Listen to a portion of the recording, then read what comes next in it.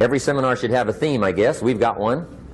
It's on some of our literature if you happen to notice it, but if you didn't, for your notes, here it is. The theme of the seminar goes like this: the major key to your better future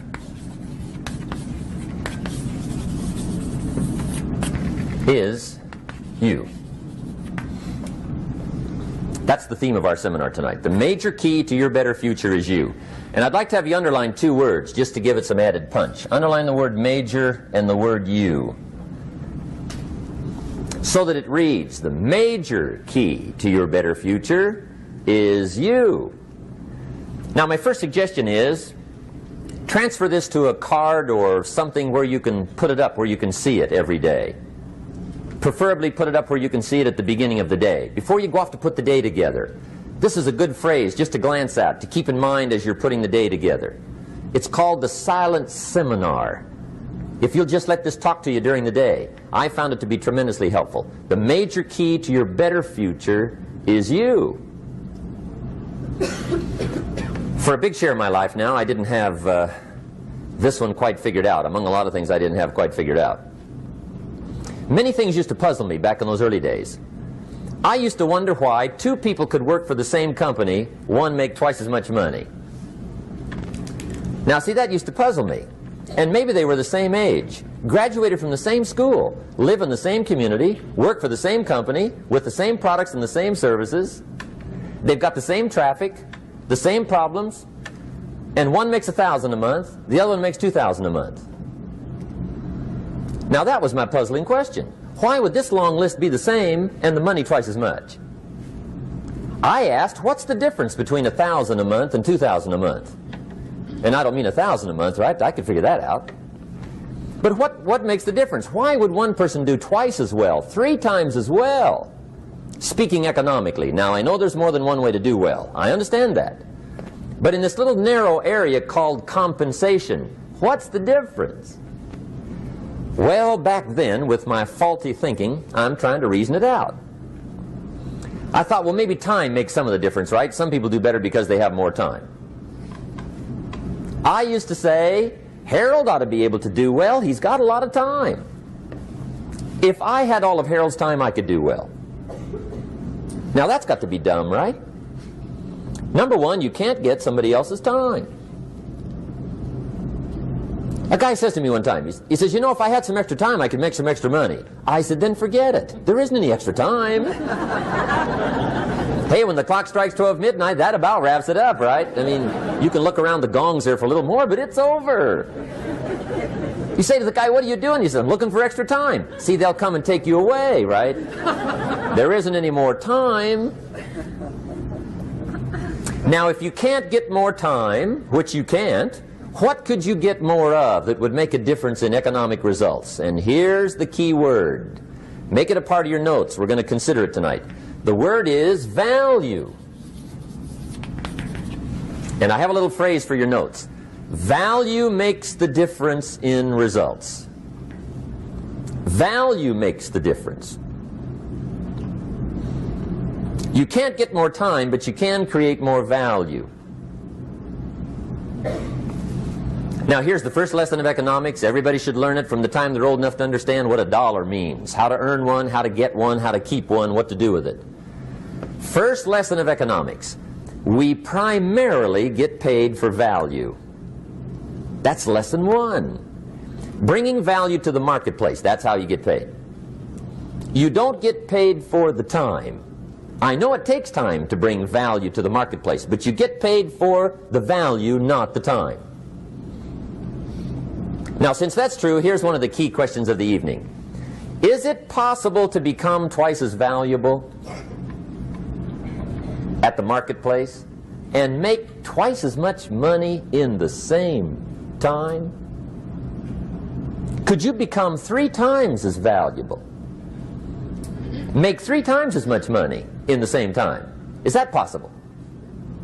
The answer is yes, if. And it's always if, right? Life is known as the big if. Harry Truman once said, life is iffy. How true. And here's the big if we're going to consider it tonight. It's possible to do much better at the marketplace if you go to work primarily on yourself. And that's the theme of our seminar tonight. Learning to work primarily on yourself. People have asked me for the last 24 years, how do you develop an above average income? And the answer is, become an above average person. Develop an above average handshake. Some people want to be successful, they don't even work on their handshake. As easy as that would be to start on. They let it slide, they don't understand. Develop an above average smile. Develop an above average excitement. Develop an above average interest in other people. Develop an above average intensity to win. See, that'll change everything. Probably one of the most frustrating experiences in life is looking for an above average job with above average pay without becoming an above average person. It's called frustration.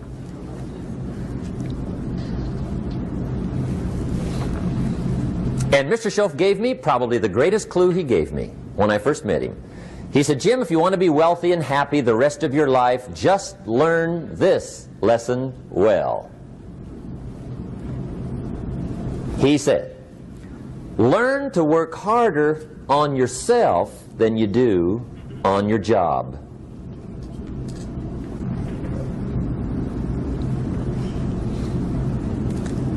Then Mr. Schoaf gave me probably one of the most important clues among so many things he taught me, but this was in those early days. Mr. Schoaf was very kind, but he was also very abrupt. And he had these interesting questions to ask. I'm giving him a little rundown one day on how things hadn't worked out for me. He said, Mr. Rohn, I've got the answer for you if you will listen carefully. And listen carefully I did that day and for the next 5 years. If somebody's wealthy and happy, you gotta listen. He said, Jim, I've only known you a short time.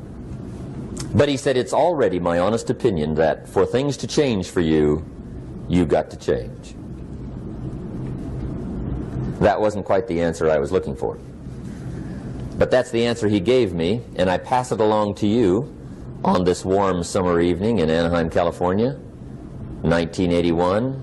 For things to change for you, you've got to change. Otherwise, it isn't going to change. Before I met Mr. Schoaf, I used to say, I sure hope things will change. Right? That seemed to be my only hope.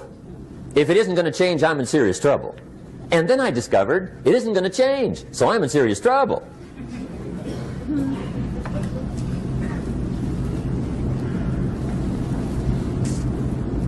See, I can tell you what the 80s are going to be like. You have dropped into the right place.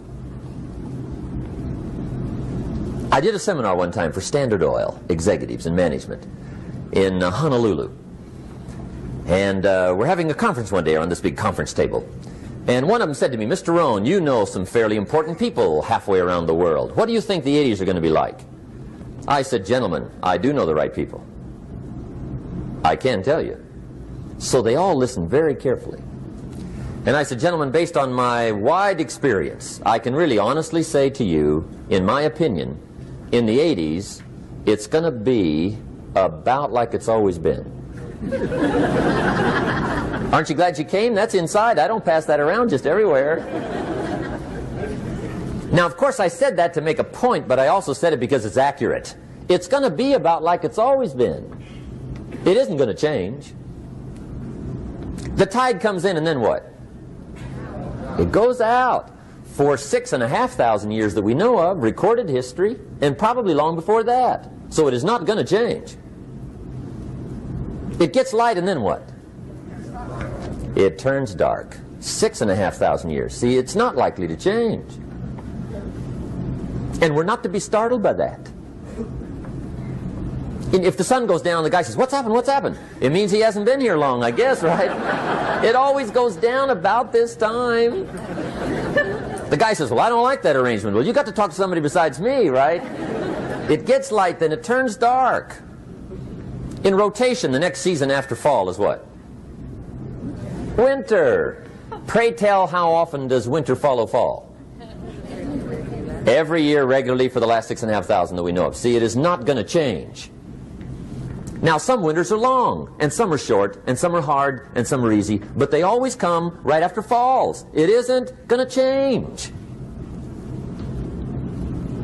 Sometimes you can figure it out, sometimes there's no way to figure it out. Sometimes it goes well, sometimes it gets in a knot. Sometimes it sails along, sometimes it gets in reverse. See, that's not going to change. The last 6,000 years reads like this: opportunity mixed with difficulty. That's how it reads. It isn't going to change. The man says, well, if it isn't going to change, how will my life ever change? Answer, when you change. And whether I'm talking to high school kids or business executives, my message is always the same. And it goes like this: the only way it gets better for you is when you get better.